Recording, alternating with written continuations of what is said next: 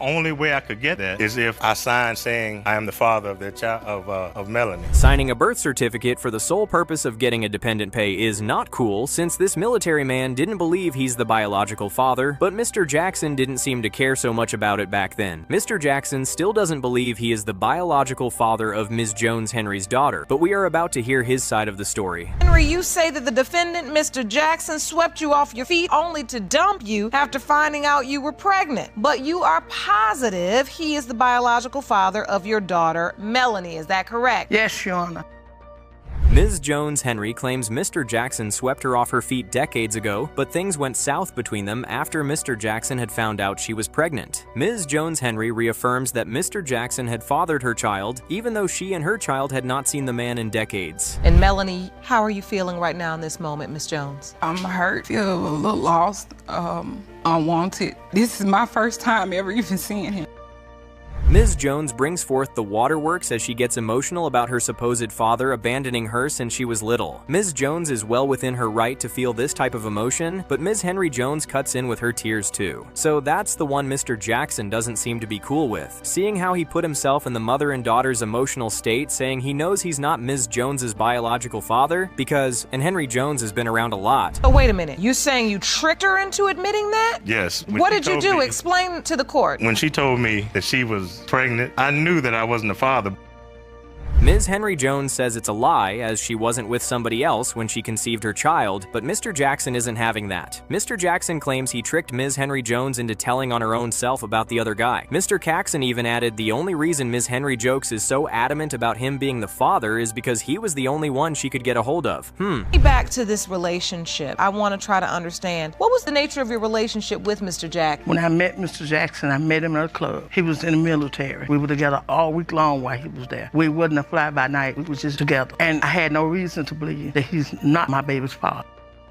Mr. Jackson agrees to them meeting at a club, but the part where they fell in love as claimed by Ms. Henry Jones is the one Mr. Jackson disagrees with. Mr. Jackson says he caught a whiff of a red flag when he and Ms. Henry Jones talked on phone, but it seemed the color red wasn't that bright enough considering Mr. Jackson still had a relationship with Ms. Henry Jones. How soon after this did you find out you were pregnant, Ms. Jones Henry? A few months, and I told him. He wasn't either ecstatic or he just didn't give a reaction to it. So no reaction? None. No joy? None. Nothing? None.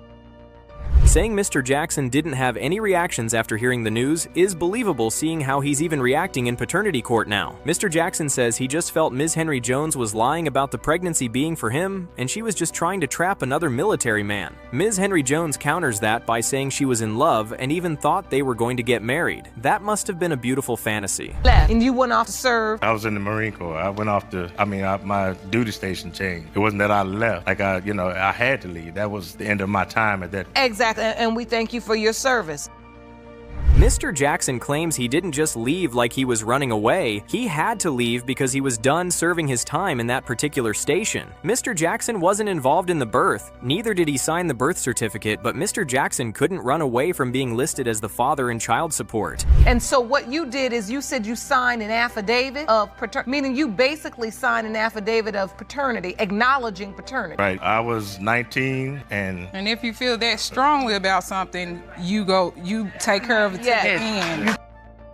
Did Mr. Jackson just in court say that Ms. Jones was his meal ticket? Okay, that's completely out of line even if it turns out he isn't the father. Ms. Henry Jones didn't let that fly. As she recounted the times, she was her daughter's only support. But Ms. Henry Jones cannot get out all her MLK speech until it's certain Mr. Jackson, who she calls the father, is her daughter's biological father. Look at that picture. I look like my kid. And I can imagine leaving my kids abandoned with nothing, with no emotional support or anything else. And then have no emotions whatsoever. None. As a man.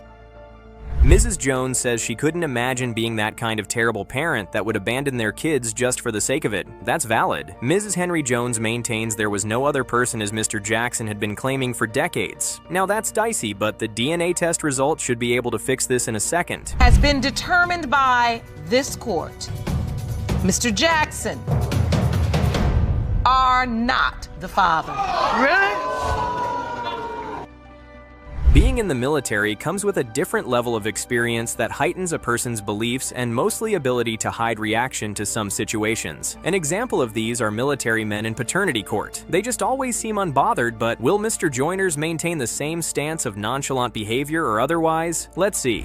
Ms. Jones, you claim the defendant is an ex-boyfriend who got you pregnant and now refuses to do anything for your 8-month-old daughter, Hazel. Yes.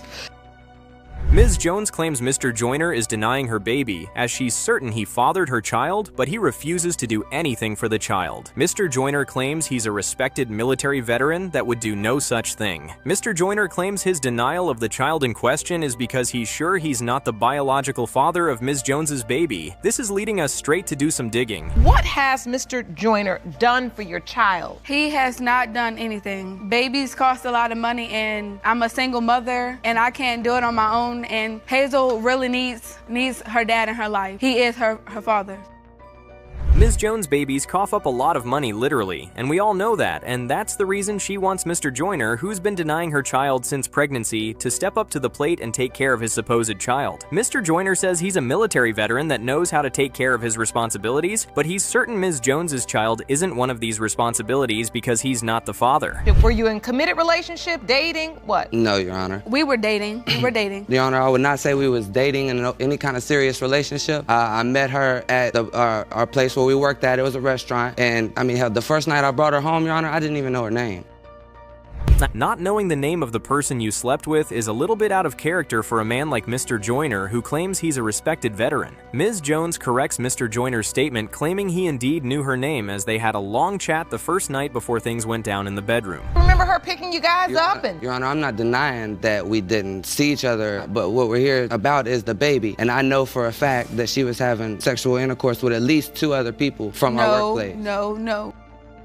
Ma Jones' mother attests to the fact that the relationship Ms. Jones and Mr. Joyner had was very serious as opposed to Mr. Joyner's testimony. Mr. Joyner cuts to the chase saying Ms. Jones had something going with about 2 other workers in their workplace. Ms. Jones doesn't deny that, but she claims she cut it all off when things got serious between her and Mr. Joyner. Like, I've been with Why are you spending time with her mother and her at your house and doing all that if it's just a sexual relationship and you don't care anything about her? They pushed their way in on me, Your Honor. No, that's not true. Ms. Jones's mother going over to Mr. Joyner's place to cook for him sounds off, but she claims she did it because she thought her daughter had found a good man in her life. Little did they know Mr. Joyner wasn't looking at the situation the way they were looking at it. Mr. Joyner just claimed he allowed all of it because they were pushing in on him. Okay, we can see that. She was supposed to be moving to Texas in 1 week. She said, I'm moving to Texas with my boyfriend or baby daddy, whatever it was, in 1 week. So as far as I knew, in my mind, I was just gonna, do what I do with her for a few days, and then she was gonna be gone. Oops, Mr. Joyner just wanted to hit and keep it moving since Ms. Jones told him she was moving away with her boyfriend. Unfortunately for both parties, Ms. Jones fell in love and allegedly got pregnant with Mr. Joyner's baby, but Mr. Joyner says he's not falling for that because he's so certain he wasn't the only dude hitting the lake with his rod at the time of conception. I have my own place. She seen what it was, and she seen my means of, what I had, and the other guy she was, guy or 2 that she was sleeping with at the time, and she thought that I would be the best decision. Okay, there's a whole lot to wrap our heads around in this one. Mr. Joyner claimed he was the better option between him and Ms. Jones' other dude because he's the real man. Ms. Jones claims that was not it, as she thought they were really a thing and everybody at their workplace even knew about them aside from Mr. Joyner himself. Mr. Joyner also chipped in that he's been having sex for over a decade with no woman telling him they are pregnant, but within just a short while of mating with Ms. Jones, he has to deal with the allegation. Asserts that your son, Mr. Joyner, is her biological father. Do you believe that? I do. You do? I do. Yes. Mr. Joyner's mother seemed to have ruined Mr. Joyner's assertion of the baby not being his child. Mr. Joyner's mother says she's got the feeling of the baby being her grandchild, and the icing on the cake is that the baby looks just like her son. Okay, now let's find out if Mr. Joyner is the one that's right or Ms. Jones. Her mother and Mr. Joyner's mother are the ones that are right. Jones versus Joyner. When it comes to 8-month-old Hazel Jones, it has been determined by this court. Mr. Joyner, you are father. Yes.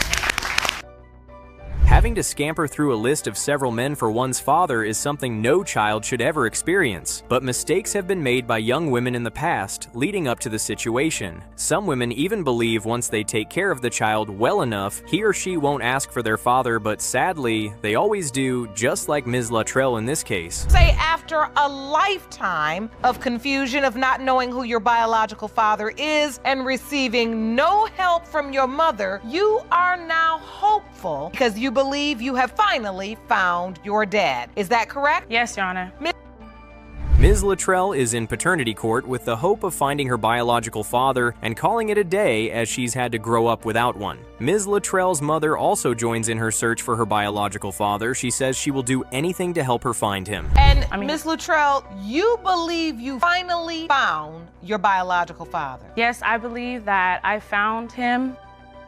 Ms. Luttrell is in court demanding for a DNA test, as she claims she has found her father through an online ancestral DNA test, and she believes Mr. Leaks that just walked in is her father. How does it feel to finally meet and see the woman who believes she's your daughter? Feels good. Good to see her.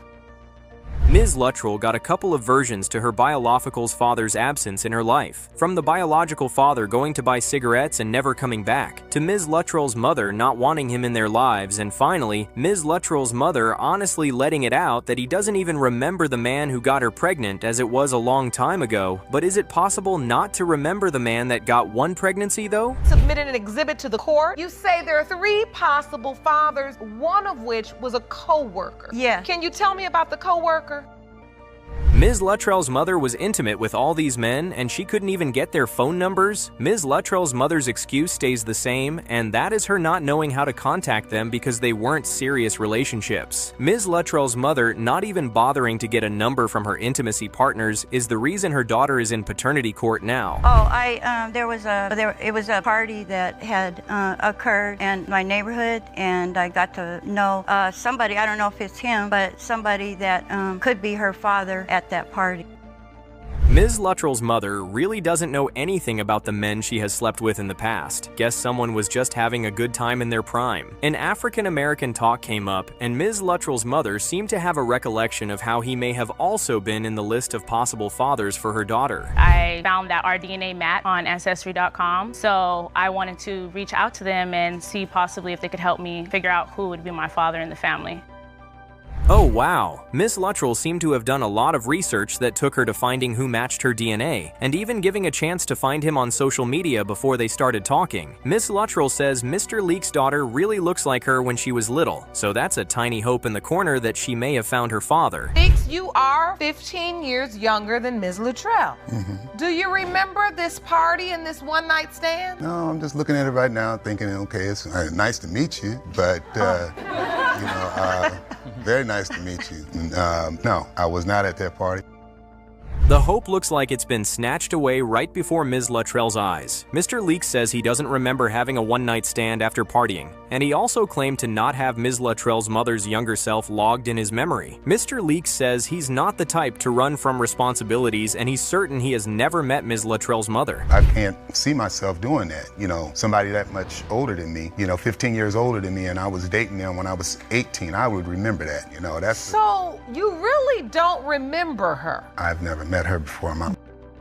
Now we can turn the hope level back up. Mr. Leaks brought a photo evidence that shows Ms. Luttrell may have indeed sprung from one person in Mr. Leaks' family, but it's not him. Unlike Ms. Luttrell's mother, Mr. Leaks claimed he would remember someone he had a relationship or something with when he was 18, and he knows Ms. Luttrell's mother isn't one of them. Let's find out if Ms. Luttrell will be put out of her misery this time. Of Luttrell versus Leaks. When it comes to 29-year-old Erica Luttrell, it has been determined by this court. Mr. Leak, you are not the father. With a little bit of twist, military women also get questioned about paternity because everyone deserves to know who their actual child is and who their biological father is. Having a relationship that goes further than the father and child blood bond may now depend on both parties as time goes on. Say you stand before me outraged because your husband has accused you of infidelity while serving in Iraq. Furthermore, you claim he now doubts paternity of your child. Yes, Your Honor. Ms. Brown-Murray is the one getting questioned as she claims her husband believes she cheated on him while she was away serving the country in Iraq. Mr. Murray affirms the claim as he says he knows he's not the father of Ms. Brown-Murray's child because the timeline of her pregnancy isn't just right, as he thinks she probably brought the pregnancy back from the trip. I'll be honest, when you're overseas at first, I mean, there's gonna be temptations, and there's gonna be guys that look good, and there's gonna be guys all around. You're gonna see guys, but that doesn't mean that you have to cheat and you have to go outside of your marriage. A bomb going off? Okay, Ms. Brown-Murray. Let's stick to only the paternity issue here. Ms. Brown-Murray says there was temptation all around, but aside from the fact that it was prohibited, she Skyped with her husband every day and reassured him she was all just for him. Mr. Murray doesn't seem convinced, though. Keep in mind, I'm 22 years older than my wife, so that has a lot to do with my being guilty or bad conscience. Because you feel like she may have wanted to be with someone younger. Yes. Wait, Mr. Murray wasn't eating because his wife was not around to cook or because he was missing her? That sounds confusing a little bit. Mr. Murray claimed he was insecure because he felt Miss Brown-Murray may have been interested in guys her age since he is 22 years older than she is. 22 years is really a wide age gap anyway. Are they practicing? Americans are practicing, and she smirked at me. She says, this is a real bomb. My wife, in a calm voice, she reminded me this is her duty. This is who she has to keep. Oh, there's another bomb reference. With this level of danger, Mr. Murray should have been more bothered with his wife returning back home safely to him, but instead, he thought she would be cheating. That's valid too. But in such a dangerous place, maybe cheating would be the least of Ms. Brown-Murray's concerns. A male friend. Yes. And it was also a judge. While I was there in the apartment complex, I met a few people. This apartment complex has 85% of military people either still active or not. There is a male friend in the picture that surely would make any man insecure, even if it's just a little bit. Mr. Murray topped the male friend situation with another reason for doubt being him getting informed of how military folks are in groups and how the women sleep with the men. Ms. Brown-Murray says it's a lie, but Mr. Brown is holding on to his informant's words like his life depends on it. First and foremost, I don't want to bring any discredit upon the military because the actions of soldiers, they do not reflect the military. Mm-hmm. But there are a lot of times where you join the military. Mr. Murray's anonymous witness from the military claims there's the saying of what happens on base stays on the base. The witness also added some married folks assume the status of temporarily divorced while they are on the base, and this is when they find somebody to lean on in sexual aspects. It didn't stop right there? Because when we got our next apartment, she's sitting on the couch. She had bought me some Jordans, and I'm wearing my Jordans. She's talking to him. I heard her tell him, he's not stupid. He's not stupid.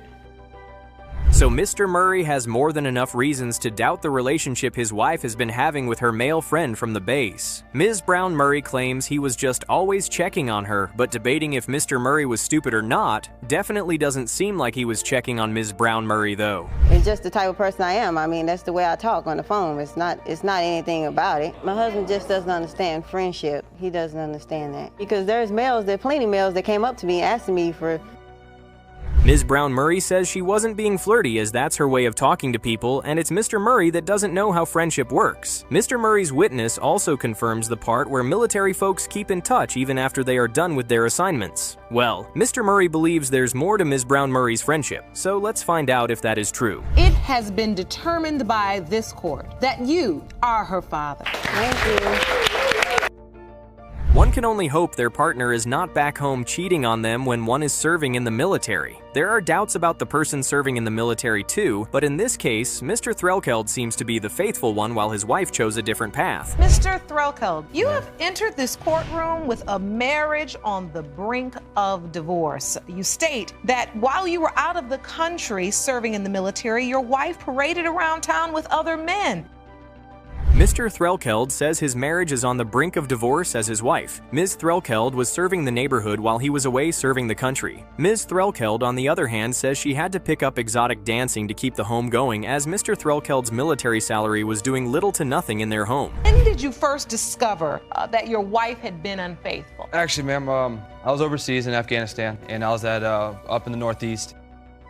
Mr. Threlkeld finding out about his wife's latest hobby or source of income may have been a problem, but having to hear it from another person would surely have its impact on anyone. Mr. Threlkeld and his wife seem to have talked about it before seeing how he claims Ms. Threlkeld was doing what she knew he didn't want. Liking all her skimpy photos.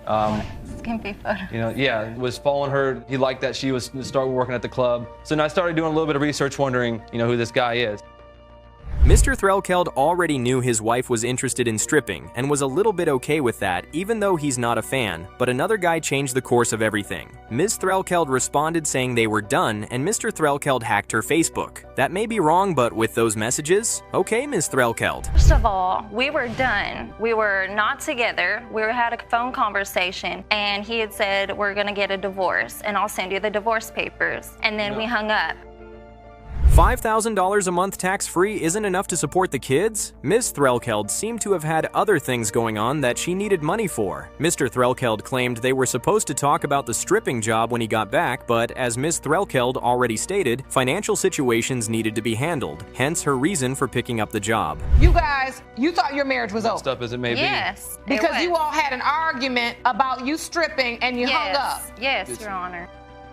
Ms. Threlkeld thought their marriage was over due to an argument that led to Mr. Threlkeld hanging up the phone. Ms. Threlkeld also comes out with the real truth of doing what she wanted to do, which was stripping, and Mr. Threlkeld isn't having any fashion words Ms. Threlkeld is trying to use for her profession other than being a hooker. I get there and not my father, my mother, my wife, like I said, we'll quote that, weren't even there. We get there, they call everybody's names up, everybody's clapping and cheering, they come to my name and it's just dead quiet.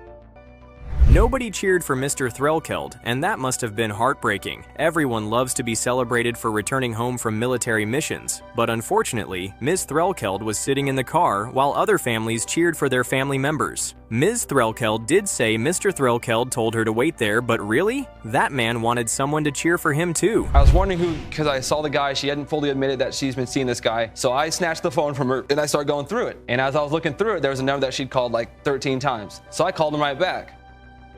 Did Ms. Threlkeld just ask why a paper is needed for a marriage to be over? Oh wow. Mr. Threlkeld came home from being heartbroken that nobody cheered him on to seeing his wife cry over another guy she's been with when he was serving the country. That was indeed a devious plan from Mr. Threlkeld. Mr. Threlkeld wanted to give Ms. Threlkeld a professional break since she wanted to strip so badly, but two men were involved in the process, and now Mr. Threlkeld wants answers. Let's get that out. Mr. Threlkeld, you are Liliana's father. I don't have a problem with buying Rylan anything. Good, that's what I wanted to hear you say. Now that's enough of that conversation. Mr. Robinson surely doesn't have any problem with partaking in the expenses of his child, but just like every other man on paternity court, Mr. Robinson wants to know if he's the biological father of the child in question. Judge Lauren has the answer to that question, but first, we have to hear both sides of the story. Ms. Mitchell, you are here in the court today because you claim your childhood sweetheart stole your virginity, got you pregnant, and is now denying paternity of your 2-month-old daughter, Rylan. Yes, Your Honor. Ms. Mitchell claims Mr. Robinson stole her virginity and got her pregnant, but he's now denying the child they had made together while the going was good. Mr. Robinson claims he was fine with everything initially, but his doubt about fathering Ms. Mitchell's child set in when he found out Ms. Mitchell was sleeping with 4 other men. If that's true, it's enough reason to be in doubt. Well, Your Honor, we hung out a few times and he pressured me to have sex with him, and I said I wasn't ready yet. And so then I was hanging out at these apartment complexes and we hooked up. Ms. Mitchell says Mr. Robinson persuaded her into having a sexual relationship and she eventually gave in. But within a couple weeks, the result came knocking. Mr. Robinson says it was just a one-time thing, but everyone knows it only takes one time for a baby to be made. Ms. Mitchell and Mr. Robinson are both accepting they made a recipe for disaster, which is wrong because a child isn't a disaster. She didn't even tell me she was pregnant, Your Honor. She had one of her friends she grew up with inboxed me and her on Facebook and said, I'm not trying to start no drama. I thought I'd let you know that she had sex with 4 other guys. Oh, Ms. Mitchell has to choose her friends wisely because one seemed to have ratted her out to Mr. Robinson. Mr. Robinson claimed not to have any problem prior to him hearing Ms. Mitchell had allegedly spinned around in the neighborhood. Ms. Mitchell replies to that saying it's a lie, as Mr. Robinson has been her only sexual partner. You have the baby. Is Mr. Robinson with you? No, but his sister was. His sister came. Yes, I sent my sister. So he wasn't at the. You sent her. Yes, because I got. Oh, someone was arrested and he couldn't be present at the birth of his potential child. Ms. Mitchell didn't let that claim fly, as she said Mr. Robinson's sister that he had sent to the hospital told her he tried to get Mr. Robinson to come too, but he didn't want to. Mr. Robinson and his girlfriend said that's a lie from Ms. Mitchell. This is my daughter, and Hope was raised better than to lay around sleeping with men. I have no clue where they come up with that. No clue whatsoever where they come up with 4 men. Okay, Ms. Mitchell's mother won't allow Mr. Robinson and his girlfriend get away with the lie they have told in court. Ms. Mitchell's mother came to court prepared as she handed over the evidence of Mr. Robinson not getting arrested 2 days after the child was born, as opposed to what they claimed. Ms. Mitchell's mother also mentioned that her daughter wasn't sleeping with any other men, not to mention 4 other men. She's immature and childish, Your Honor. She's 18 years old and she's immature and childish. That's my point. She updated her status about me all the time, claiming that I was on Facebook talking about her, and I was. Now Mr. Robinson is saying the teenager he tried so hard to sleep with is being immature. That's shocking considering he didn't remember that when he was trying to get in between her legs. Ms. Mitchell's mother also attests to the fact that it was all good when the pregnancy happened until Mr. Robinson got back together with his girlfriend. I've tried being civil with Hope. Like, she had messaged me on Facebook when me and Ryan was split up, telling me that she was sorry for the way that she was acting. Oh, yeah, I did say that. And I told her, like, regardless, we need to get along. If Ryan's, like, we need to be civil. Like, I have kids.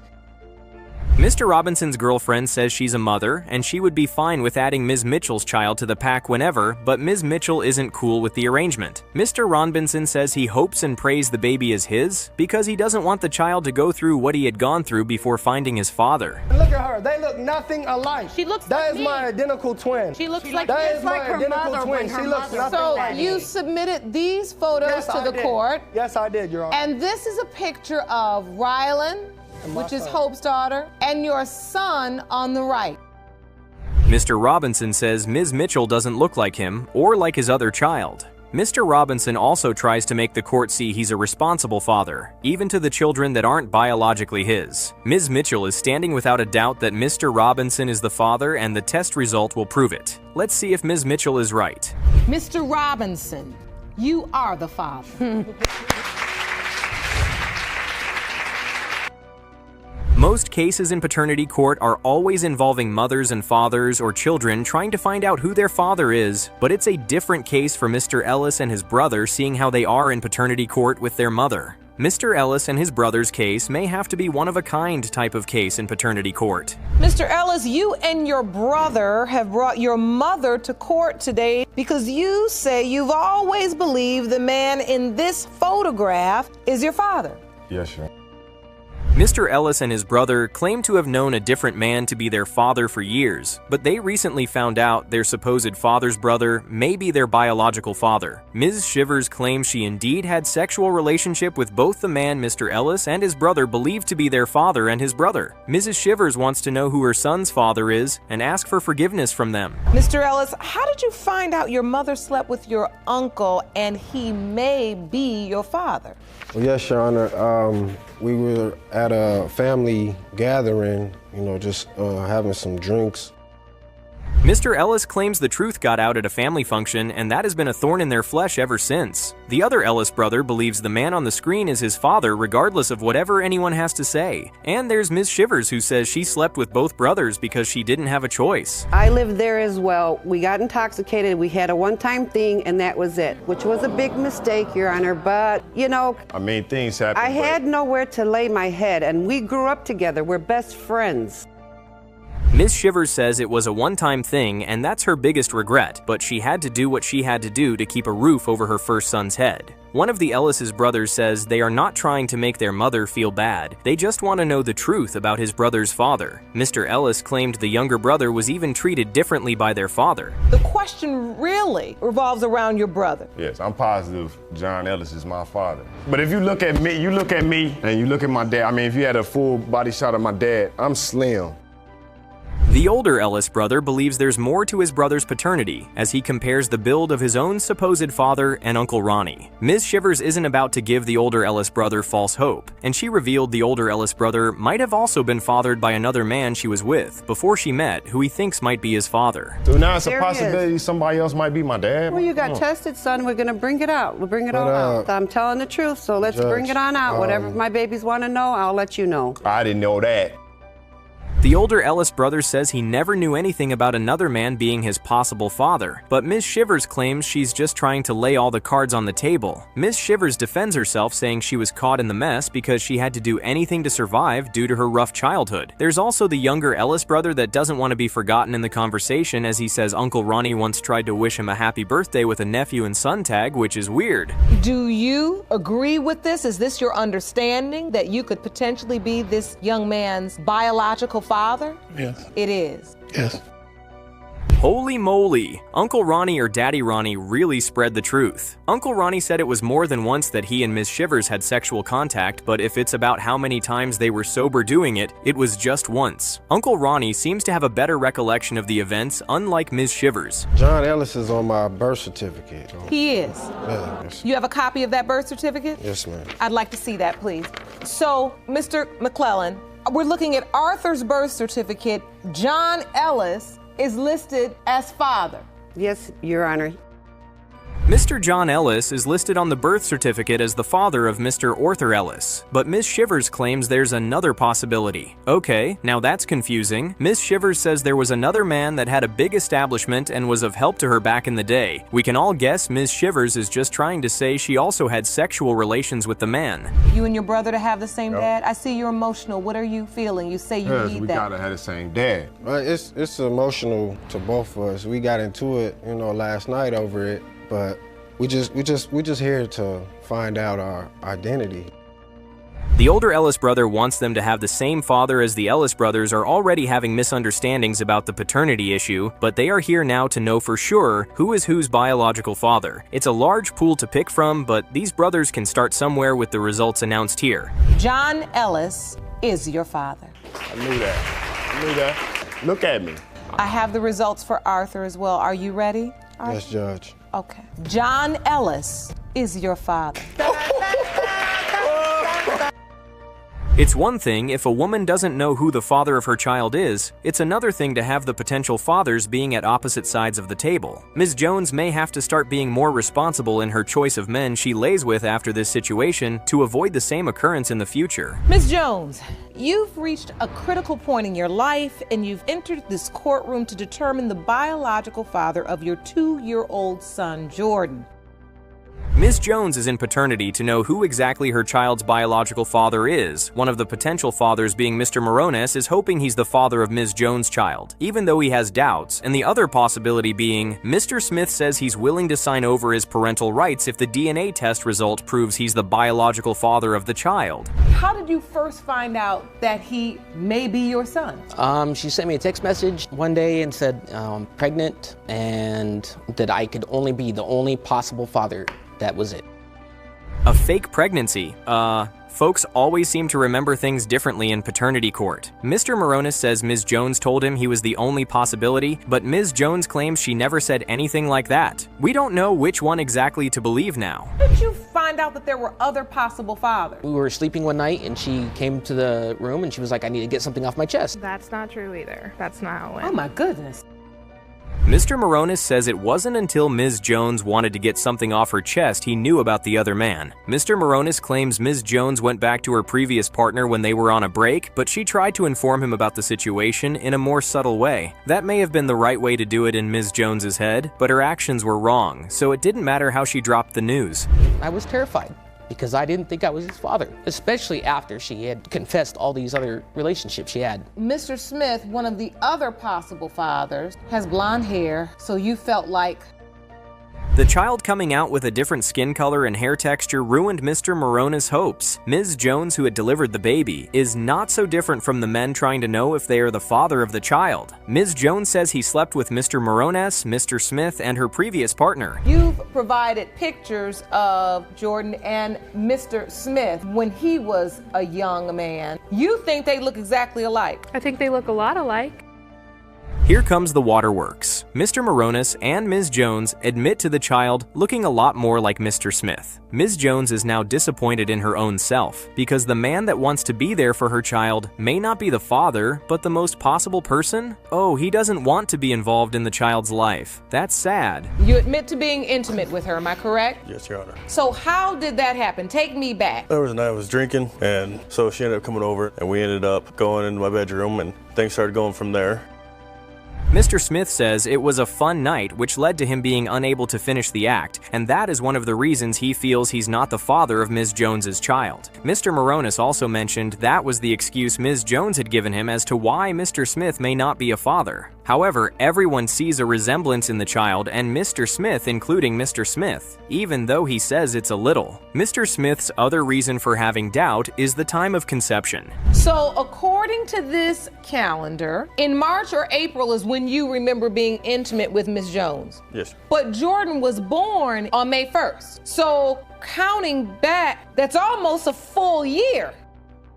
Mr. Smith claims if the baby was born with the calculation of when he and Ms. Jones had fun, then the baby would have used a whole year in Ms. Jones's stomach. Ms. Jones doesn't even know when exactly she met with Mr. Smith, so she couldn't contest Mr. Smith's claim. How did you find out that you may be Jordan's father? From a Facebook post. Did you bring that as evidence? Yes. Let me see this. She posted on Facebook and then said, "Who's the baby's daddy?"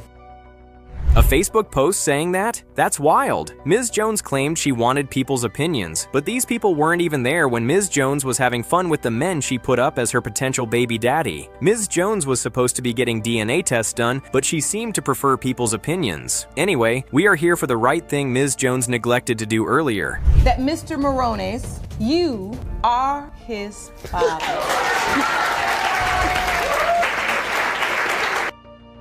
Some cases in paternity court will make one question their sanity, or better still, it will make one question the sanity of the folks in the stand. This may be the way everyone will feel after we are done listening to Mr. Rogers, Ms. Campbell, and Ms. Rogers' case. Ms. Campbell, you're here desperate to learn if the man you're in love with is indeed your 3-week-old daughter's biological father. Yes, Your Honor. Ms. Campbell is in paternity court to be certain about her child's biological father being Mr. Rogers. Mr. Rogers says it would break his heart if the DNA test result comes back negative, even though he's married to Ms. Rogers. There's an additional claim being Ms. Rogers, Mr. Rogers and Ms. Campbell being in one relationship altogether. As confusing as that may sound, we will figure it out in a second. They kind of hit it off together. She brought Gracie into the relationship just for herself. I knew she liked women, so I kind of just let her go ahead. Okay, and how did it progress? I let them, have their relationship. I got brought into it about a year later.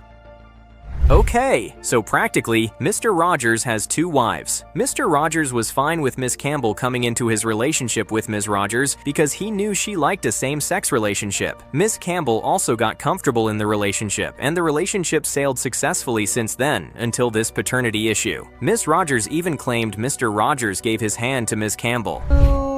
Are in a polyamorous relationship, so that means you expect that both of these women would only be sleeping with you. That was the whole situation. That's what you felt like the deal was. I was supposed to be the dad of her 2 children.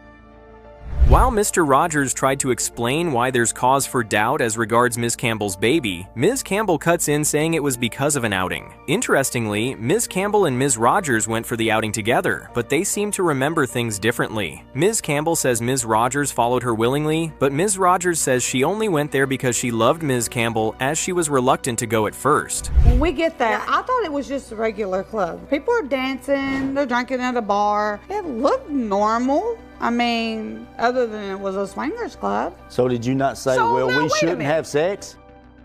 Oops! Seems the girls wanted to have more fun than they were getting from Mr. Rogers at home. Ms. Rogers claimed one thing led to another, and both of them had sex with the guy they didn't even know. There's Mr. Rogers on the other side wondering where it all went wrong. At least now we know the reason for the paternity doubt. Even after you knew all this, you still come home from work, and that's what you want to do is spend time with your baby girl and your children. Yes. I went through my life without a dad.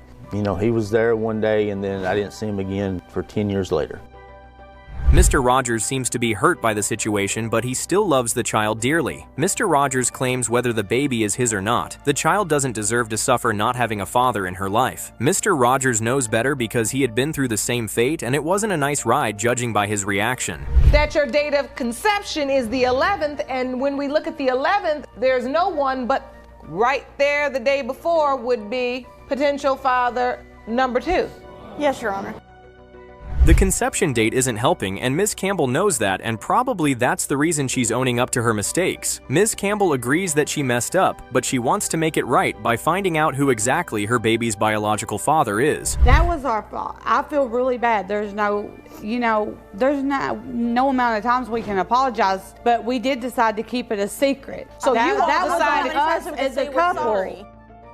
Ms. Rogers is agreeing on the fact that they both made a mistake, but now she's putting the blame on Ms. Campbell for allowing Mr. Rogers find out. Mr. Rogers is still caught in an emotional wreck as he describes what is going on, similar to what he's still going through with his 18-year-old son. But Ms. Campbell says people make mistakes. Okay. I hurt my best friend. He is my best friend. Let me ask you a question. If I hadn't seen that message, would I have known? No. No, and it frustrates me because I know. Because I was afraid if I told you, I would lose. And I don't want to have to live without you. Ms. Rogers says her husband is her best friend, but in the same breath claims he never would have found out if he didn't see the message. Best friends indeed. The teenager in question is also on paternity court to get answers, and it's time Mr. Rogers knows better about his status in these children's lives. Mr. Rogers, you are her father. Paternity court cases get more serious when the grandmothers of the children who are having their paternity questioned. Grandmothers fight tooth and nail to either want the child to be a particular man, or in cases where it's the paternal grandmother, some don't want the baby to belong to their sons. Which one will Ms. Bailey be? Let's find out. Ms. Bailey, you and your daughter are suing the defendant for $3,691.50 in child care expenses. Mr. Parker is your daughter's estranged husband, and he denies paternity of your 4-month-old grandson. Ms. Bailey is in court with her daughter Ms. Parker suing Mr. Parker for child expenses as she claims Ms. Parker's 4-month-old baby belongs to Mr. Parker. Mr. Parker claims Ms. Bailey and her daughter would have to do another search on who exactly Ms. Parker's child's biological father is because he knows for certain that he's not the father. Not a single thing for my daughter or my grandson. He left her when she was 16 weeks pregnant, didn't look back, and he is living his life without responsibility. I'm the baby's father. Miss Bailey is clearly tired of tolerating Mr. Parker's irresponsibility, as she's being the one catering for the child in every possible way anyone can imagine. Ms. Bailey also added that her daughter is about to go to college for a second degree, and she probably doesn't want to have to be the only one still shouldering all the burden. Mr. Parker says he hasn't gotten a chance to see the child, but from the way it seems, it doesn't look like he has made any effort to. Oh, ma'am, there hasn't been a phone call, anything. Have you made a phone call? No, Your Honor, he hasn't. I've had the same phone number for 4 years, and he hasn't called me once. Same number in the last 4 years, but Mr. Parker never called once. Ms. Parker specifically laid emphasis on the days that matched Mr. Parker's disappearance. Ghosting a pregnant woman is crazy work though, Mr. Parker. However, Mr. Parker says he didn't leave. Instead, he was ran out of the house, but according to Ms. Parker, that's a lie. He wanted her to cook separate meals besides the meal that she cooked for the family. He wanted special food, and in these days and time, that is very hard. I wasn't doing that, and he wanted me to take care of him, you know, like I was his maid. Oh, it was a marriage? That explains the same last name. Okay, simply put, Ms. Parker wasn't comfortable with Mr. Parker's behaviors and she wanted him to grow up, but Mr. Parker said he wasn't the one that particularly wanted a separate food, it was his stepson. Back to Ms. Parker claiming sometimes she didn't eat so Mr. Parker could have something to eat. Bottom line, this married couple weren't having it with each other. She'd start wearing makeup and everything. She was wearing it to church. It ain't so funny. She never wore makeup before. She started wearing it just to go to pay the bills, run out to go over just to go see the neighbors.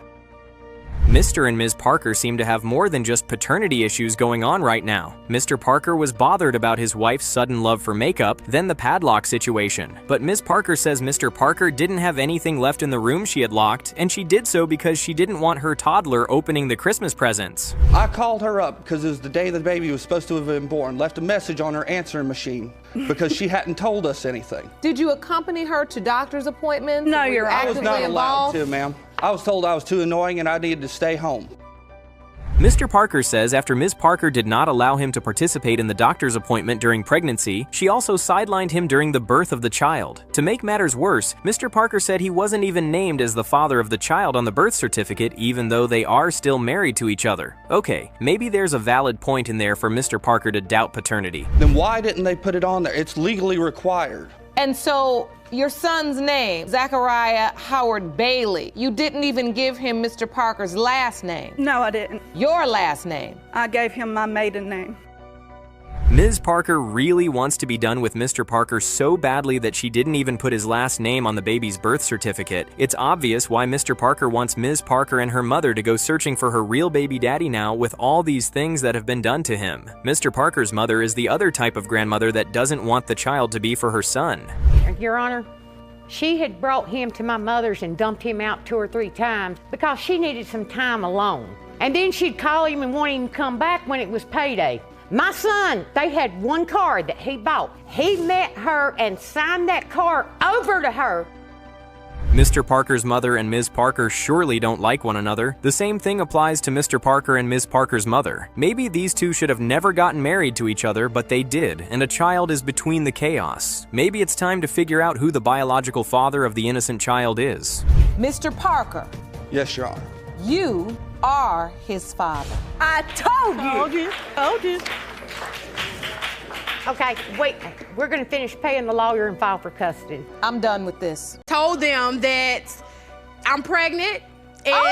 She thought she could keep the truth buried, but paternity court doesn't play by those rules. As the DNA results came in, the courtroom fell silent, and then everything changed. What followed was a jaw-dropping moment as the mother's web of lies unraveled right before everyone's eyes. This was one of the most unforgettable betrayals ever exposed on paternity court. Things really heat up in the courtroom when Ms. Bruton admits something wild. She had slept with both her current boyfriend and her ex-boyfriend around the same time. Now both men believe they could be the baby's father, and chaos is just waiting to erupt. Judge Lauren Lake is visibly shocked by the messy situation. You can practically see the steam coming out of her ears. And honestly, who could blame her? This case is about to get explosive, and here's exactly how everything started unraveling right in front of the courtroom. Ms. Bruton, you claim to be 100% positive that Mr. Martin is not your son's biological father because your ex-boyfriend, Mr. Richardson, is.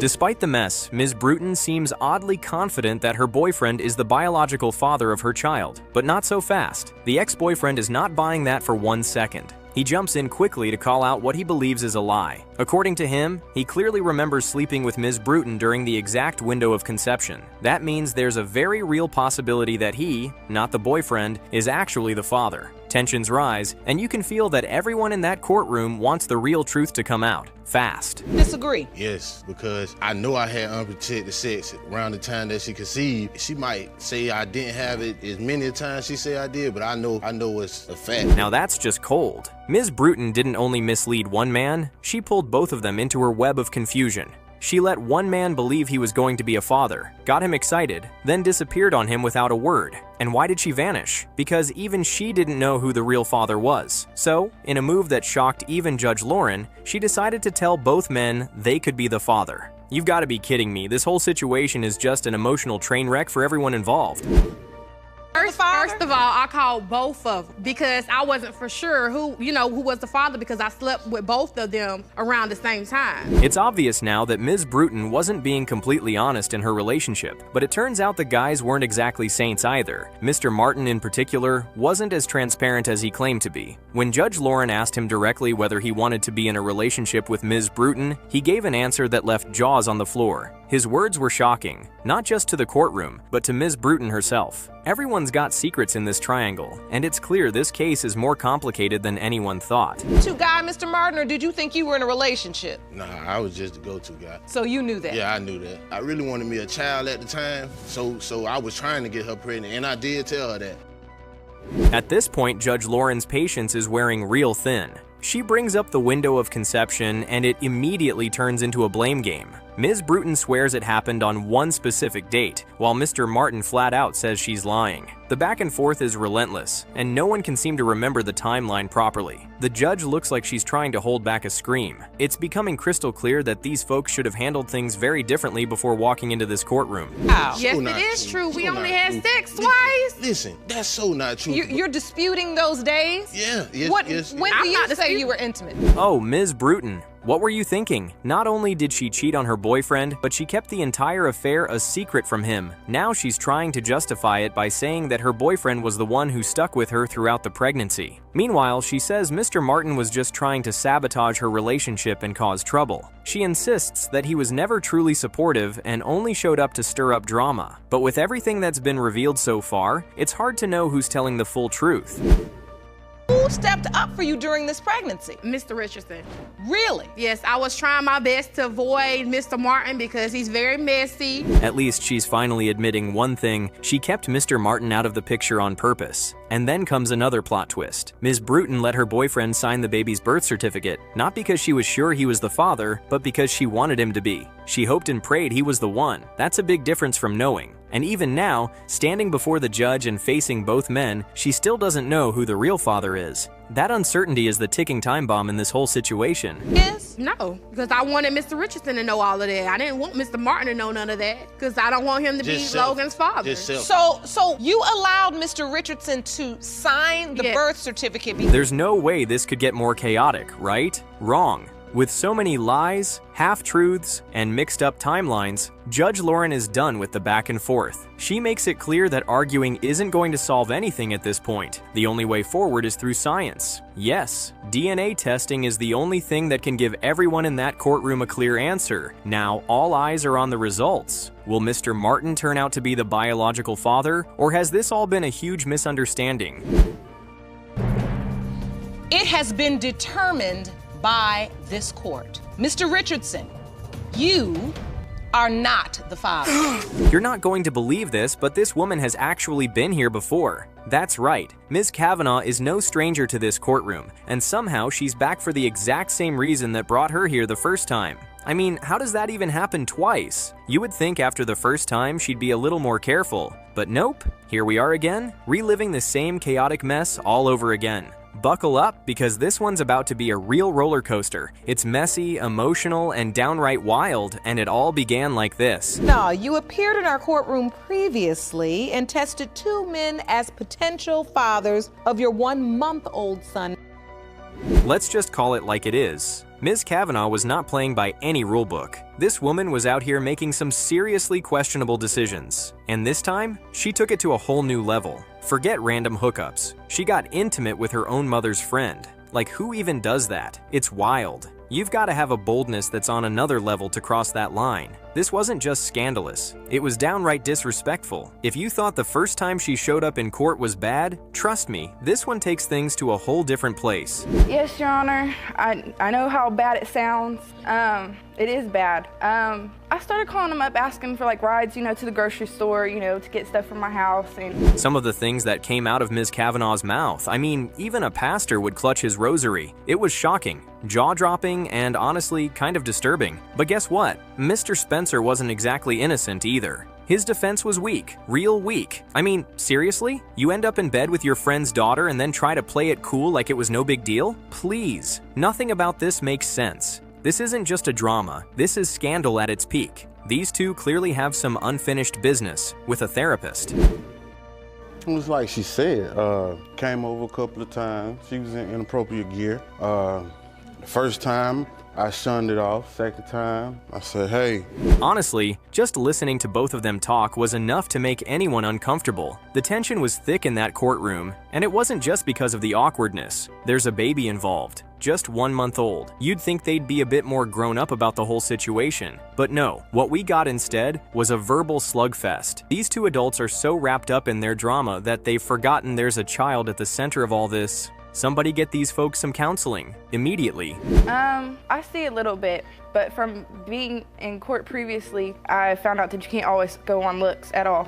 So here's where it gets even worse. When Ms. Kavanaugh found out she was pregnant, Mr. Spencer didn't even cross her mind as the potential father. Yikes! That tells you she wasn't just seeing one person during that time, she was out there. If I'm being honest, if she were my daughter, I would have had some serious words. It's one thing to make a mistake, but to involve your mom's friend in that mistake, that's just a whole new level of reckless. It really was like, I thought Mr. Bowles was the dad. Well, after the court, I started thinking, well, he could be a possibility that Mr. Spence is the father. And then comes the twist. Ms. Kavanaugh's mom takes the stand. And you know she had a whole lot to get off her chest. She didn't hold back one bit. She said the first time she saw Mr. Spencer and her daughter together, she knew something shady was going on. That eye contact, that chemistry, it wasn't just polite conversation. They were looking at each other like something was already going on. And as a mother, she said she felt it in her bones that things were going to spiral. And wow, did they ever. I questioned each of them. They each denied that anything had happened. Then basically how I found out, one day Megan was angry with me and we had kind of a little tiff or whatever.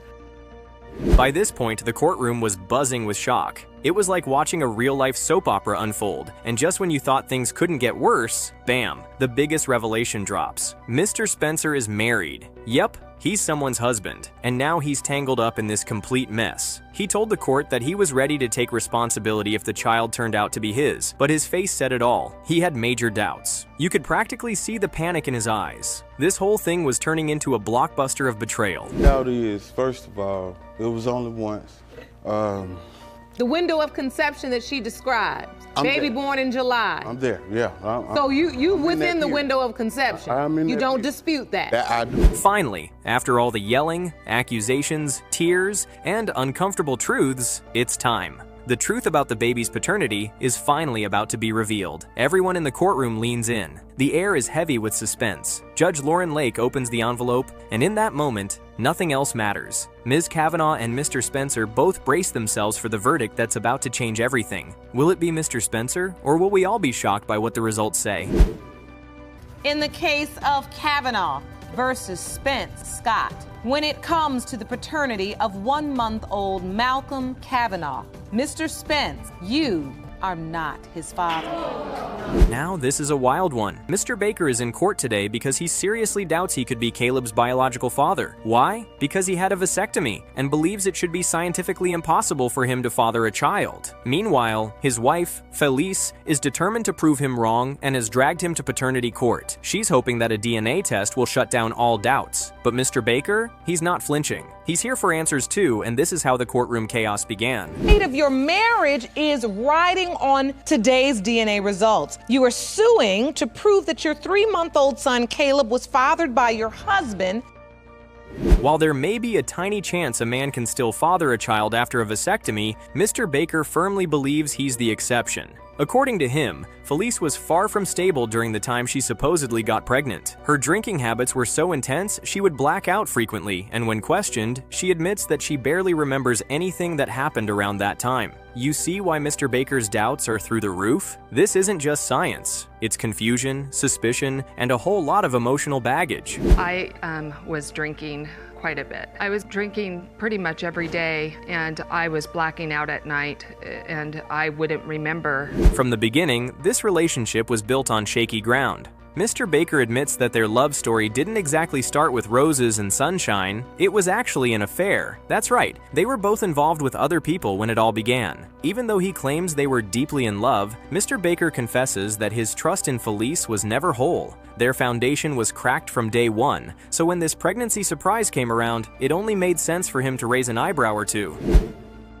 Well, Your Honor, to be completely honest, when Felice and I had gotten together, the way that we got together was I had done some work in her home, and that's the way that we met. And just when you think this can't get messier, boom! The past walks straight into the courtroom. Turns out Mrs. Baker has a history of television appearances. She had previously appeared on Oprah, of all places, alongside her former husband. Her issue back then? Overspending. Judge Lauren even remembers the episode and wastes no time bringing it up. She reminds Mrs. Baker of the lies she told to cover her tracks. That moment was the beginning of a courtroom roast no one saw coming. Where, that had put her in national limelight because she was overspending behind his back. So here's how things went down. Felice missed her period for 3.5 months. Like many women around her age, she assumed it was menopause. No big deal, right? But something just didn't feel right. When she finally took a pregnancy test, it came back positive. Mr. Baker? He refused to believe it. They went out and bought 2 more tests, the expensive kind just to be sure. And guess what? Both tests said the same thing. Felice was pregnant, but her husband wasn't buying it. I was getting a little bit of a belly, and it had been 3.5 months since I had a period. Actually, I thought I was going through menopause. At this point, Judge Lauren wants to know exactly what Mr. Baker was thinking. His answer? He turned into a Google detective. He dove into research trying to prove those pregnancy tests were wrong. He read that false positives could come from tumors, hormonal imbalances, even cancer. So in his mind, it wasn't a baby Felice was carrying. It might have been a death sentence. That's how deep his disbelief ran. He didn't believe he could be the father, and he feared something much more serious was going on. When you found this out, Mr. Baker, what was your first thought? I went on the internet. I Googled what can cause a false positive. Things only got more intense from there. Mr. Baker says he didn't sleep that entire night. But being the responsible man he is, he still went to work the next day. While at work, he received a hysterical phone call from Felice. She was crying uncontrollably, convinced she was dying of ovarian cancer. That's how scared she was too. It wasn't just his anxiety anymore, she was panicking. So they rushed to the doctor together, and then came the twist. They were told she was pregnant. That was the moment everything changed. Next day, she calls me up at 11 o'clock, crying hysterically. And I said, honey, what's wrong? She says, I'm not pregnant. I said, what do you mean you're not pregnant? How do you know? She goes, I'm dying of ovarian cancer. Then the expert finally stepped in and dropped some real science in the courtroom. According to the specialist, vasectomies are not a guaranteed roadblock to fatherhood. In fact, they explained it's a 50-50 chance if follow-up visits aren't done. Turns out, many men think it's a permanent solution, but there's still a chance the body repairs itself. That was news to Mr. Baker, who never got checked twice after the procedure. Suddenly, the possibility that he really could be Caleb's father didn't sound so impossible anymore. We're checking a sperm count to make sure that there's still no sperm and to make sure that that tube did not grow back together. And that was the follow-up. And now, the moment of truth is finally here. All the arguments, all the crying, all the Google searches and Oprah flashbacks, none of it matters now. Judge Lauren is about to open that envelope and reveal what science, suspicion, and stress have all been pointing toward. Is Mr. Baker really Caleb's biological father, despite his vasectomy? Or was his gut right all along? Let's find out what the DNA test has to say, because that, my friends, is the only truth that counts. By this court, Mr. Baker, you are the father. Mr. Calhoun claimed that his girlfriend, Ms. Prout, tricked him into believing he was the father of her child. After finding evidence that she had been sleeping with other men, he claimed that the DNA results would show that he was not the father. Trust me, it was a case like no other. He opened his case like this. Mr. Calhoun, you say the defendant tried to trick you into believing you are her daughter Amaya's biological father. It seems that Mr. Calhoun was not ready to have a romantic relationship with the defendant. Even after he made it clear he did not want a relationship, they continued to kick it in bed, and after some time, Ms. Prout found out she was pregnant. Prout, you still continued to have sex with him after he made it clear he didn't want to be in a relationship? Correct, Your Honor, I did. And at some point you found out you were pregnant? Yes, ma'am. Wow, Mr. Calhoun really didn't want anything serious with Ms. Prout. Blocking her on all social media is just very extreme. Mr. Calhoun told the judge that he believed she had taken fertility pills to get pregnant just because she wanted to be with him, but Ms. Prout claimed it was a lie by saying, Crazy. She called me and said that she had took fertility medicine to get pregnant by me, and she got exactly what she wanted out of me. I mean, they were not using protection while kicking it in bed, so why doesn't she believe she is pregnant? Now, Ms. Prout had her calendar, showing the window of conception, which placed Mr. Calhoun as the father of the baby. When asked if he agreed with the dates, he said this. When you look at that window of conception, Mr. Calhoun, do you have any issue Yes, ma'am. with the dates? Yes, Your Honor. You don't believe you were intimate on there's July no issue with the dates, but I'm saying... Now, it all makes sense. Mr. Calhoun was not the only man she was sleeping with at the time. Funny enough, Ms. Prout did not deny messing with another man. She claimed that she did sleep with someone else, but cut ties with the person before the window of conception. Yes, I was having sex with someone, but this was way before these 2 weeks. It was 2 weeks prior I had stopped messing with somebody else because I knew I was going to run into him at the parties. Now, why would she lie about the hospital not being able to perform a DNA test? What could she possibly be hiding? Mr. Calhoun told the judge that even though he signed the birth certificate, he still had doubts about the paternity of the child. These were some of his doubts. My doubts come from, I'm walking to the store. I get to the store, I run into 2 neighborhood partners that I knew growing up, and they like, oh boy, that has to sting. I wouldn't want to be in his shoes after hearing something like that. Now, here is the crazy thing. He was not just talking. He had evidence to prove that what he was saying was true. From Mr. Calhoun, why are you posting this pic if you said I was the father? From Kia, Miss Prout, you a dumb blank. After saying and posting that conversation on Facebook, I don't believe a word coming out of her mouth. Now there was a witness in the courtroom, and she happened to be Ms. Prout's godsister. She claimed she had more details about how things really went down in their relationship. My godsister was having unprotected sex with another man. Also, before he came into the picture, myself and also other members felt that my godsister was already pregnant. Wow. Now, that has to be one hell of a revelation. Anyway, there is only one way to find out the truth, and that is to reveal the DNA test. Without wasting any time, the judge revealed the results, and this was her verdict. 6-month-old Amaya Calhoun. It has been determined by this court. Mr. Calhoun, you are the father. She had sex with his best friend and multiple men. At least this is what Mr. Gonzalez argues today in court. Ms. Salvo and Mr. Gonzalez were a match made in heaven, or so they thought. But today, these two cannot seem to agree on a single thing. Your Honor, I can't stand him. He knows Amaya's his daughter, but he refuses to take care of him. I've never, ever had sex with any Hispanic man but him. What an interesting revelation from her very first retort in court. She does not like Hispanic men, I see. Oh, Ms. Salvo, nobody asked about your sexual preference. If you're so particular about Hispanic men, explain the Hispanic baby in court right now. You were drunk, huh? Now, Ms. Salvo, you claim that this testimony is false. It's incorrect. Yes, Your Honor. The whole part 6 times. That's ridiculous.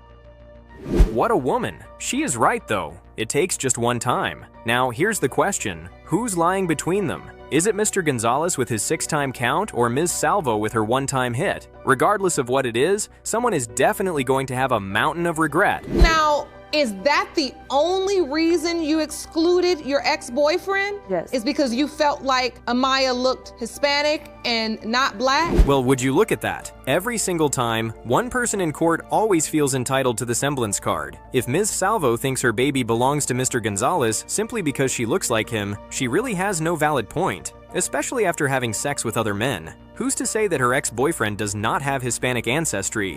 My doubts is, I took my best friend over there to her house. 5 days later, I get in the car with my best friend. He's Hispanic, Puerto Rican. He tells me, I'm sorry, Julio, but I gotta show you something. I'm like, what you mean you gotta show me something? Whoa, she did what? Now, why was Mr. Gonzalez's friend at her house? Moreover, how do the pictures exist if Ms. Salvo never takes naked pictures, like she said? These pictures are suggestive, and Mr. Gonzalez has nothing to gain from lying about them. Now again, who is lying between these two? About being, I guess what you would call it, fast, that was when 18 and under. Yeah, I was young and dumb. I was a kid. Whoa. Let's get one thing straight first. She was pregnant with her baby when she was, what? The amount of teenage pregnancies on paternity court is absolutely alarming. Also, Ms. Salvo is admitting to being promiscuous. Now all that is left is to figure out which of them is lying. This Mexican guy, he keep looking mad at me like he want to fight me or something. I asked, actually, why that guy so mad at me? Why he looked like he want to fight me? Oh my goodness, what are these stories about different men coming up at various intervals? Why is a random man from her elementary school coming into her life right now? If truly it was elementary school, why then did he want a baby by you? Damn. Mr. Gonzalez, you know, it seemed as if you were hoping Amaya was your daughter. I want Amaya to be my daughter. You do? Yeah, I don't want her. It's not her fault she's here in this world. Oh, what a woman. Bless her dear soul. She did all of that for the baby amidst the thick fog of doubt in the air that the baby may not be her son's. It really helps nobody when one person says one thing and the other person claims another story. Now that all of the fog is gone, we simply cannot wait to get the results. And if she is your biological child, I would like to have weekends. you're going to step up to the plate Yes, ma'am. and do what needs to be done to care for this beautiful little girl? What a guy. Now we get to find out whose story holds water. From Ms. Salvo denying all the cheating allegations to Mr. Gonzalez claiming that his fiancée slept with 1 million men and some. Who made the mistake and who is going to regret their silly decisions? Mr. Gonzalez, it has been determined by this court that you are not the father.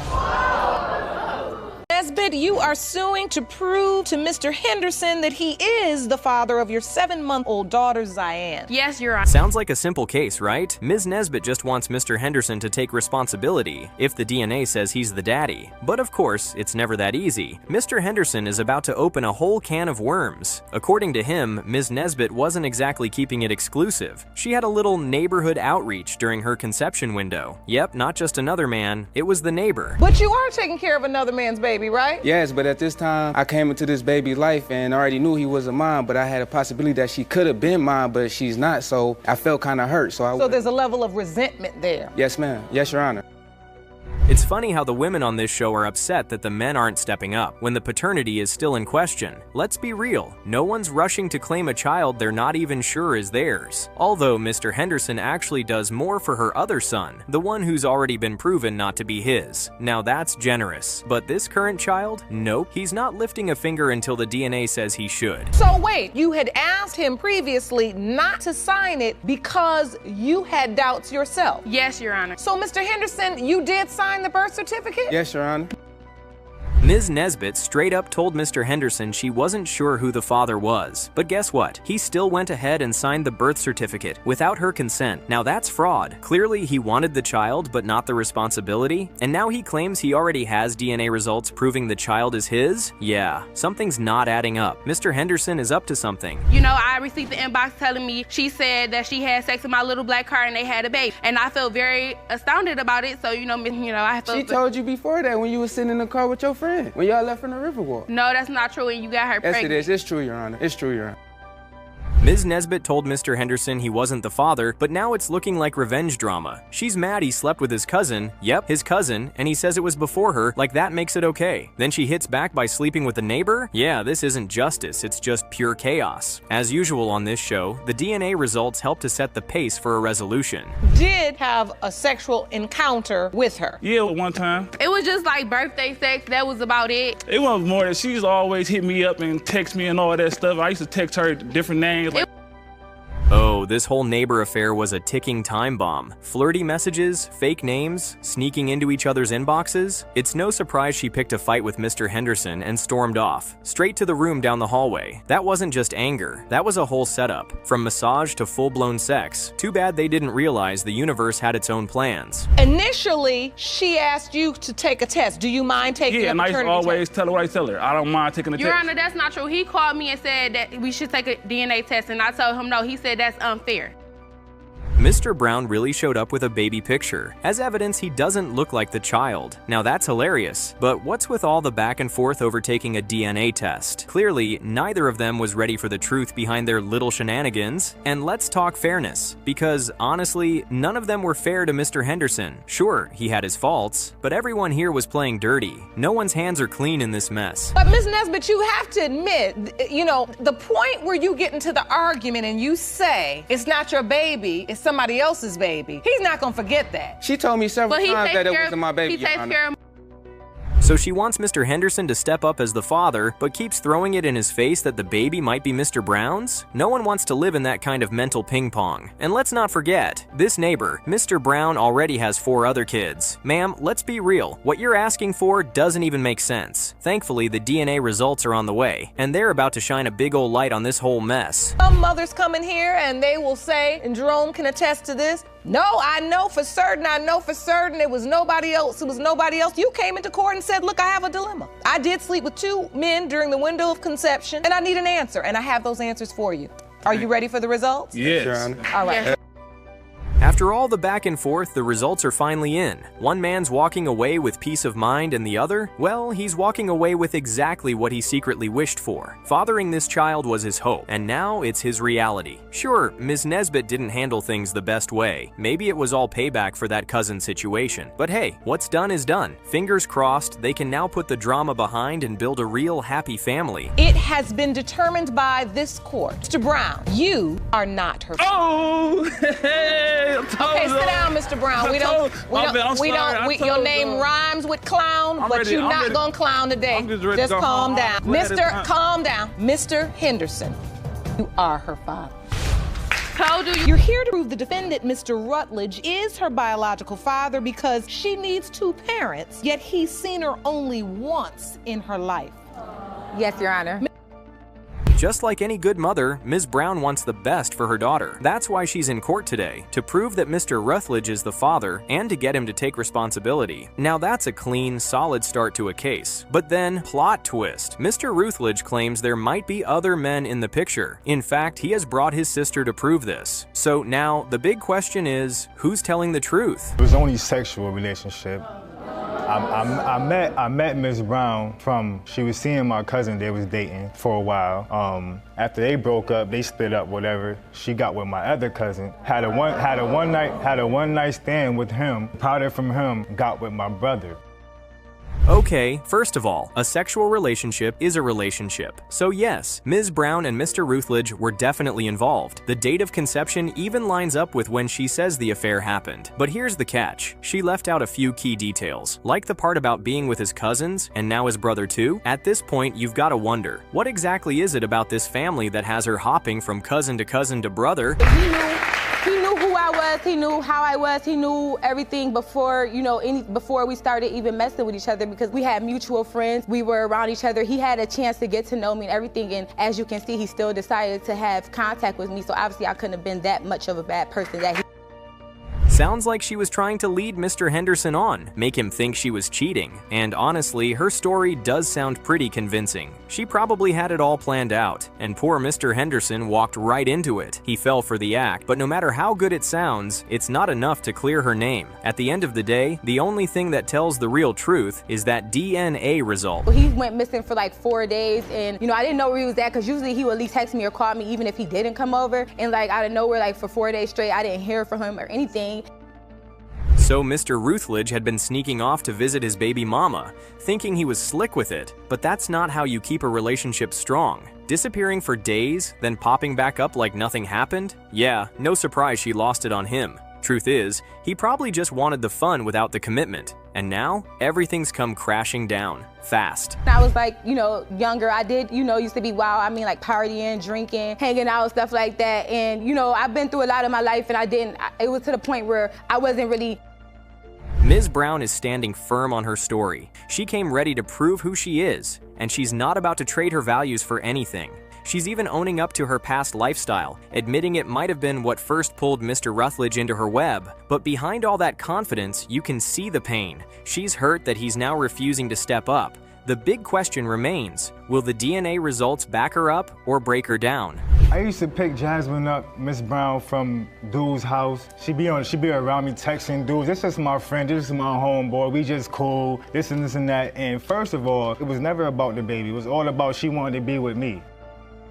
The fact that Mr. Rutledge still went ahead with an affair with Ms. Brown is already a red flag. I mean, he was picking her up from other men's houses and she kept brushing it off like, oh, we're just casual friends. That alone should have set off alarms. But it gets worse. On the day she gave birth, he didn't show up at the hospital. Instead, his sister did, and apparently, she was there hoping the baby wouldn't make it. She had no business dealing with him, being that he already had 5 kids, 4 different baby mothers. She already knew that. I'm the one who told her that. But Your Honor, I'm the one who told her to stay away from my brother.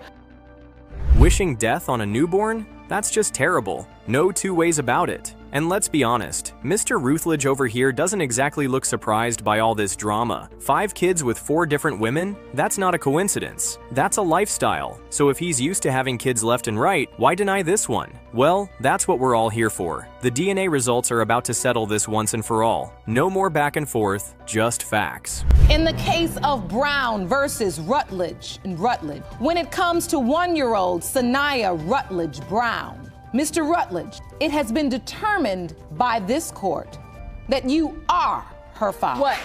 Now what? With all the drama and family twists, this case has finally found its footing, and the truth is out. Mr. Brown, it's time to step up and be the father to this child. Honestly, that shouldn't be too hard for him. He's already got at least 5 kids under his belt. This ain't his first rodeo. Now he just needs to smooth things over with Ms. Brown, so the two of them can focus on what really matters, being good parents to their child. Hopefully they get it right this time. I just want to know for sure, Jazz. That's it. But now you know, but you missed 16 months though. You're right. You been going through, how you want to make that up though? I don't care how you feel about me. You go through my aunt if you don't want to go through. I can make that up. I'm glad to hear you say I can make that up. Mr. Fagan, you're here to prove that Miss Pinkston is your biological daughter. Yes, ma'am. You claim you kept this secret for 40 years, but now say the DNA will prove your case. That's right, Your Honor. Mr. Kenneth Fagan shows up in court today ready to drop a secret he's been hiding for over 40 years. But here's the twist. This secret casts serious doubt on who Ms. Pinkston's real father might be. She's standing firm, saying she knows who her dad is, and just like that, the courtroom drama kicks off. Ms. Pinkston, you stand before me without any doubt that Mr. Fagan is not your biological father, and the man who raised you is. Yes, ma'am. How do you take your 16-year-old daughter to your secret lover's house and casually drop, hey, this is actually your real dad? Yep, you heard that right. Ms. Pinkston's mom brought her to Mr. Fagan's place and told her, just like that he was her biological father. And of course, she made her promise to keep it a secret. That little girl held onto that bombshell for years. And now, at 43, she's finally letting it out in court. My mom calls me to the dining room. She goes, I want you to meet somebody. They get to talking to me, Mr. Fagan, and my mom. Then my mom just out says, hey, by the way, this is your father. Even though Mrs. Pinkston was married, she was having a full-blown secret affair with Mr. Fagan back when they worked together at the plant. Can you imagine? Lunch breaks and after hours weren't just for clocking out. They were for sneaking around. And then she'd go home to her husband like it was just another day at work. This isn't just messy, it's next-level scandalous. Me and Miss Pinkston's mother had an affair. We worked together at a plant. We got to know each other. You spent a lot of time together. A lot of time because you worked a lot of hours together. Yes, we did. Okay. This secret love affair played out like a game of hide and seek for 6 whole months without Mr. Gus Pinkston suspecting a thing. I mean, how would he? His wife left for work and came back right on schedule, just like clockwork. No red flags, no late nights, just business as usual. But then she got pregnant, and here's the jaw dropper. She and her side guy actually teamed up to keep the baby and pin the whole thing on her husband. And told me that she was pregnant. When she told you, did she say, and I think you are the father? Or you might be? I was the father. And she told me we're going to keep this a secret. Well, we knew we had to be quiet because she was married. You won't believe the reason Mrs. Pinkston finally introduced her daughter to the man she claimed was her real father. It wasn't out of guilt or some deep desire to come clean. Nope. It was because she thought her daughter was dating someone from Mr. Fagan's family, and she wanted to stop her from unknowingly committing incest. Plot twist? It wasn't her daughter in the relationship, it was her sister all along. They told me that Kenny was my father. The only reason why was because my mom thought I was dating one of his family members, and that's why they told me. But needless to say, it was not me, it's my sister that was dating his family member. You You can only imagine how much it shook young Ms. Pinkston to learn about her mother's affair. That kind of secret doesn't just fade, it stays with you. And for her it did, all the way into adulthood. She couldn't even bring herself to tell the man she believed was her real father, not until he passed. It's heartbreaking, really. You can't blame her. Carrying that kind of weight, especially when it involves someone you love that deeply, had to be incredibly hard. It's the worst day of my life. And you're 16 years old? Yeah. Yes, she was. And I can see it hurts you right now. Oh, yeah. Just thinking about it. Did you not want to believe it, or you just... I didn't believe it. She, to this day, Your Honor, she does not believe that. The wildest part? Mr. Fegan actually met his mistress's husband in person at the man's own house. Yep, you heard that right. He'd show up pretending to be a friendly visitor, all smiles and small talk, but his real mission? To catch a glimpse of Ms. Pinkston. And now, he's saying he thinks Mr. Pinkston might have known the truth about his daughter's paternity all along. Did you have an occasion to meet her father, the man she believes? A couple times I met him. Yeah. You did? Yeah. He used to come out to the house when my dad was alive. And Mr. Fegan used to come to your house when your dad was alive? Yeah. I did, Your Honor. I did. No, you haven't heard it all, because Mr. Fegan didn't stop after Mr. Gus passed away. While the Pinkston family was still mourning, he swooped in and told Ms. Pinkston's kids that he was their grandfather. Yep, right in the middle of their grief, he dropped that bomb. Judge Lauren and everyone else in the courtroom was surprised. Mr. Fegan. Yes.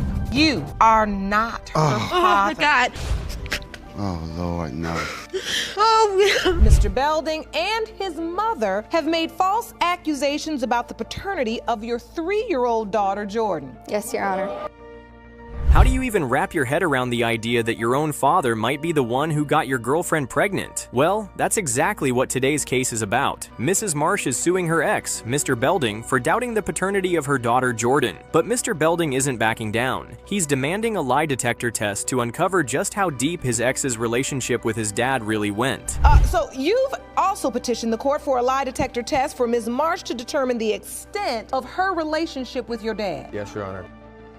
As the hearing kicks off, Mrs. Marsh clears the air. She didn't live alone with Mr. Belding's father. Her mom lived there too. And just to shut down the rumors early, she made it clear the dad slept in a completely different room from her and her mom. So, was it really just innocent co-living? Or is there more to this story? This case keeps getting interesting, and we're going to find out. Ms. Marsh was possibly sleeping with your father, or you're not the biological father of her child. Just when I moved back to Indiana, there was a bunch of my friends that had said she had slept with them.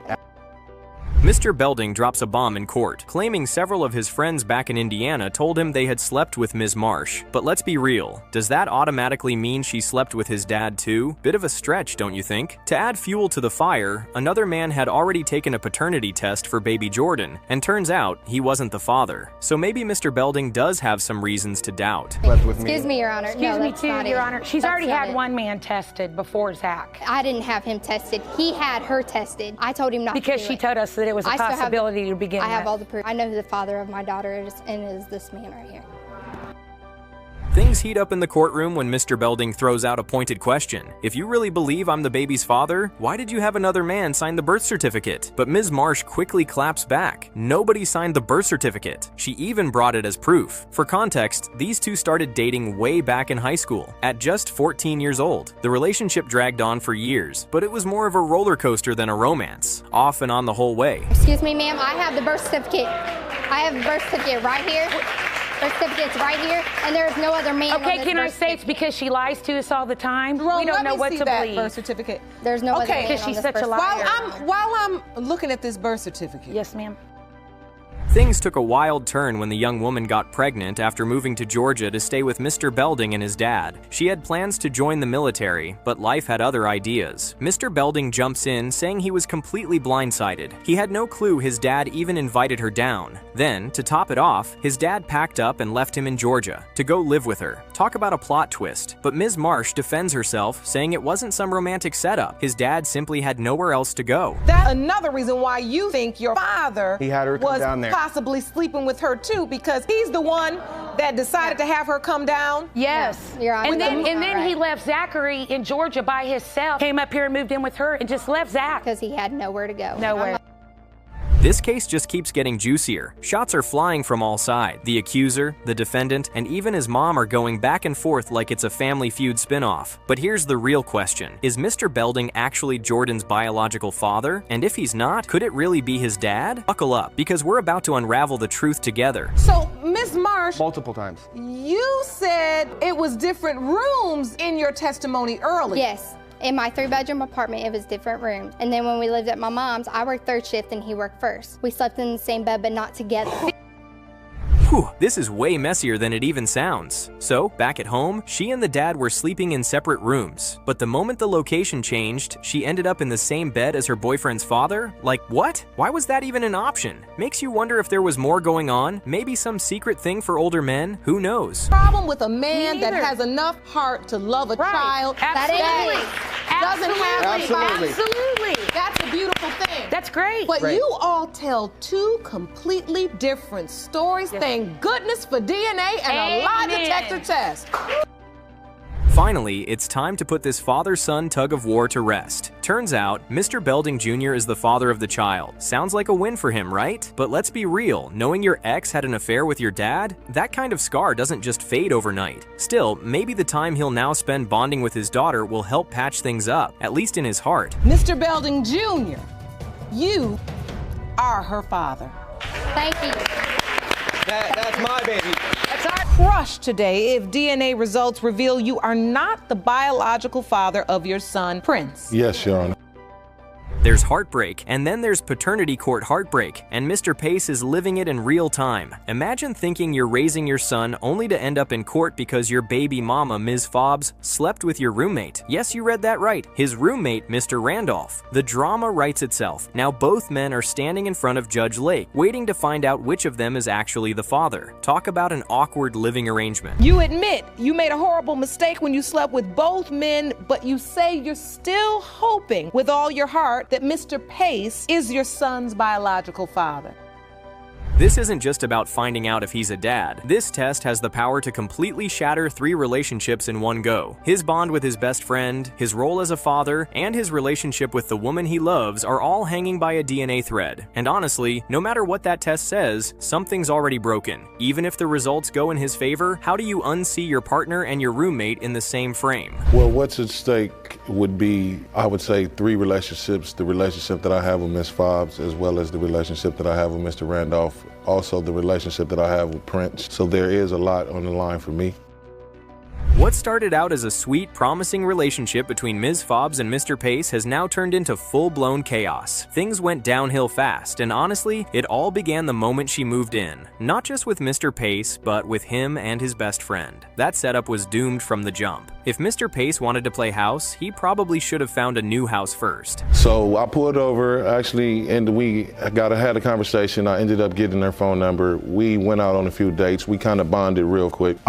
She ended up moving in with me and Mr. Randolph. Shortly after her moving in, she became pregnant. According to Ms. Fobbs, she only slept with Mr. Randolph once, just once. As if that magically rules out the possibility of pregnancy, someone needs to remind her that it only takes one time. Her reason? Mr. Pace was always working night shifts, and she felt emotionally abandoned. But let's be real, feeling lonely doesn't exactly make cheating with your man's roommate a logical next step. The thing is, he works at night, so he's never really home with me, and I kind of took that as a feeling of neglect. Situation with me and Randolph was a mistake, a big mistake. The truth dropped during a good old-fashioned blowout. In the heat of the argument, Ms. Fobbs let her mouth run wild and blurted out the one thing that could crush Mr. Pace's soul. She said his best friend might actually be the father of little Prince. And mind you, the boy was already 2.5 years old when this revelation hit. That was a direct shot to the heart. Wait a minute, so you're in a heated argument as a couple, and just out of the blue she yells, and by the way, your best friend could be Prince's father? Correct. Give Mr. Pace his flowers, because not many men would have handled this mess with that much composure. Instead of flying off the handle, he pulled himself together and had an actual grown-up conversation with his best friend, face to face. No yelling, no fists flying, just a sit down to get the truth straight from the source. And the result? Both men agreed to take a DNA test. I wanted to assess the situation, not being upset, because I initially called Mr. Randolph to find out what was going on. I wanted to meet with him face to face to find out what's going on. But I did take a few hour break as far as before we met because I didn't want to do anything out of anger. Mr. Randolph is out here blaming the whole messy situation on alcohol, saying he wasn't in the right state of mind when he hooked up with his best friend's girl. According to him, the liquor made him do it. But seriously, how drunk do you have to be to forget that you're sleeping with your roommate's woman? Be for real. He might have been tipsy, but he wasn't blind. One night the talk led to something else. And so was this sex unprotected? Honestly, Your Honor, I was intoxicated and I really don't recall.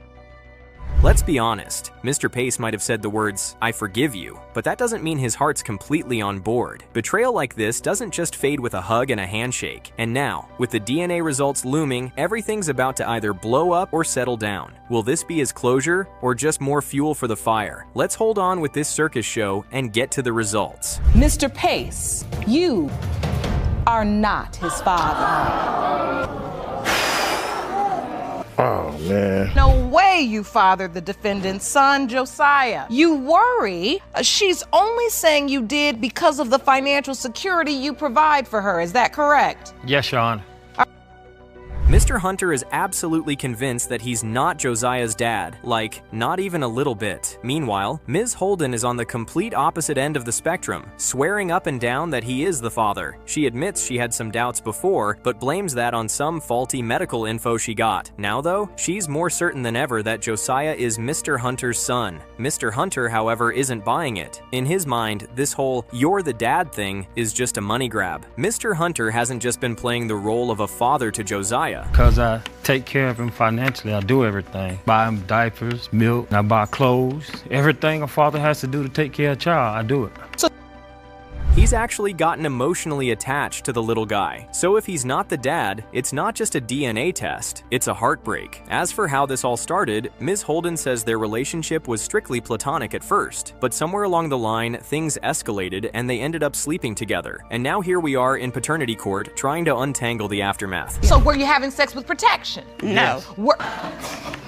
Here we go. You all haven't agreed on one thing yet. Who said yes? She said no, I said yes, we were using protection. No, we wasn't. Exactly, Judge Lake. Mr. Hunter points out that they weren't even in a relationship when all this went down, because according to him, Ms. Holden was also sleeping with another one of her friends at the same time. And the big question now is, was she even using protection with that other guy? Because if not, this paternity mess just got a whole lot messier. I knew she had another friend. So you knew she had another friend? Yes, Your Honor. Was this a friend you were having sex with, Ms. Holden? Yes, Your Honor. Were you using protection with that friend? No, Your Honor. Exactly. If she wasn't using protection with that other guy, then how can she be so sure Mr. Hunter is the father? Spoiler alert, she can't. She thinks it's him, but thinking and knowing are two very different things, especially in paternity court. The first person she ran to was Mr. Hunter, and naturally he assumed the baby was his. But then she hit him with the plot twist. There might be another possible father. And just like that, the trust went out the window. Other situations in my past where like now it's like it's a role playing in my head again. Here we go again. Something, the same situation. And it's, when she said she could, it kind of like, it made me feel some type of way. Oh, you want to know what would really send this whole case off the rails? The ultimate paternity plot twist? Naming the child after another man, because nothing says, "I'm not sure who the father is," like giving the baby someone else's name. But hey, surely Ms. Holden wouldn't do something that wild, right? I mean, she's totally reasonable, right? Right? Let's just hope for everyone's sake that the birth certificate doesn't hold any surprises. Ms. Holden, did you know Mr. Hunter had doubts all this time? Yes. You did? Yes. Did you invite him to the hospital for the birth? No, ma'am. Mr. Hunter actually drove Ms. Holden to the hospital when she went into labor, but didn't go in with her. He literally dropped her off like she was running errands, not giving birth to a baby that might be his. And maybe, just maybe, that's why Ms. Holden ended up naming the baby after another man. Not saying it makes sense, but in this case, logic packed its bags and left a long time ago. Mr. Hunter, is that your last name under? No, ma'am. Whose last name is that? Ms. Holden? The other guy. The other guy. So wait a minute. Mr. Hunter dropped you off at the hospital. You gave birth to the baby and named the baby after another man. Yes, Your Honor. It's not every day you see a man in paternity court with a solid case for doubting a kid is his, but Mr. Hunter, honestly, he might be one of the few where you can't blame him. From the baby name drama to the multiple partners situation, his doubts are pretty understandable. But to be fair, Ms. Holden isn't just out here being messy for the fun of it. She actually has a few surprisingly reasonable explanations for why things went down the way they did. December the 15th, this is when I slept with Mr. Hunter. I went to the doctor. My first due date they gave me was August 2nd. Okay. And then I went back to the doctor and they gave me August 9th. And I slept with the other man on the 18th of November. So that's just 3 days apart? 3 days apart, yes ma'am. Then came the plot twist only a paternity case could serve. Ms. Holden got another due date from her doctor that lined up with the other guy. Yes, we're talking about James Josiah, the man her baby is suspiciously named after. That made her think he might be the father. But wait, just when you thought it was settled, baby Josiah decided to show up 3 weeks early. Now, based on that early arrival, Ms. Holden is back to thinking Mr. Hunter is actually the dad. Comes to 8-month-old Josiah has been determined by this court. Mr. Hunter, you are not the father.